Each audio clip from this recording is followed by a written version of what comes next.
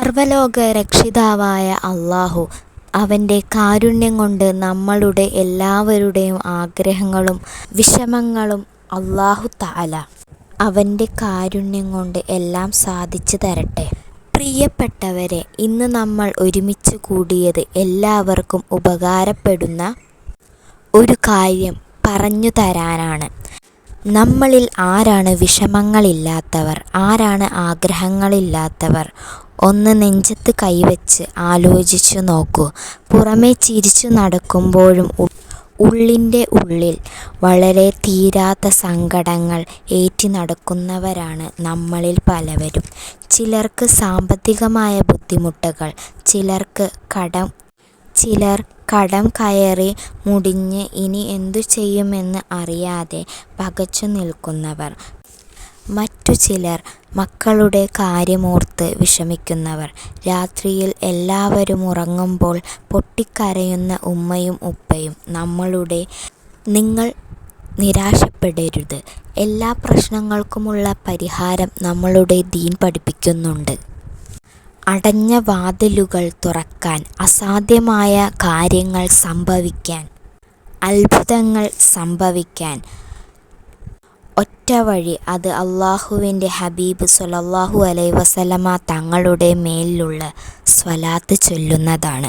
സ്വലാത്തിലൂടെ അടഞ്ഞ വാതിലുകൾ അല്ലാഹു തുറക്കുന്നതാണ്. വിശാലമായ സന്തോഷവും ഹൈറായ ജീവിതവും അല്ലാഹു നൽകുന്നതാണ്.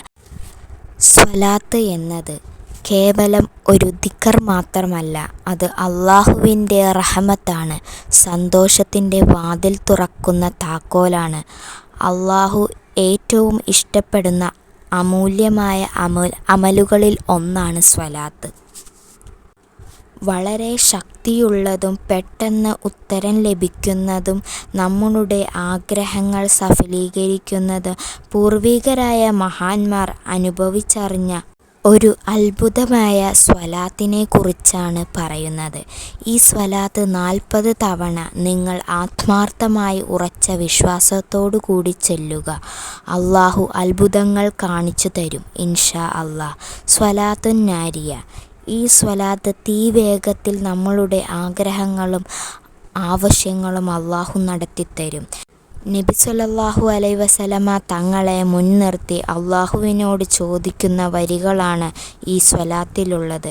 ഇൻഷാ അല്ലാഹ് ഈ സ്വലാത്തിൻ്റെ ബർക്കത്ത് കൊണ്ട് എല്ലാവരുടെയും മുറാദുകൾ ഹാസിലാക്കി തരട്ടെ.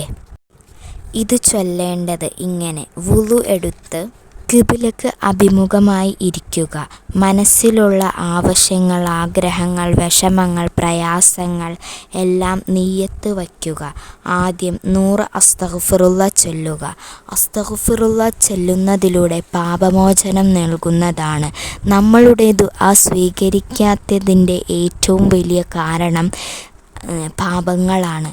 പാപമോചനം തേടിയതിനു ശേഷം 40 തവണ സ്വലാത്തുൻ നാരിയ ചൊല്ലുക. ഇൻഷാ അല്ലാഹ് നിങ്ങളുടെ ആഗ്രഹങ്ങൾ, ആവശ്യങ്ങൾ അല്ലാഹു നിറവേറ്റി തരുന്നതാണ്.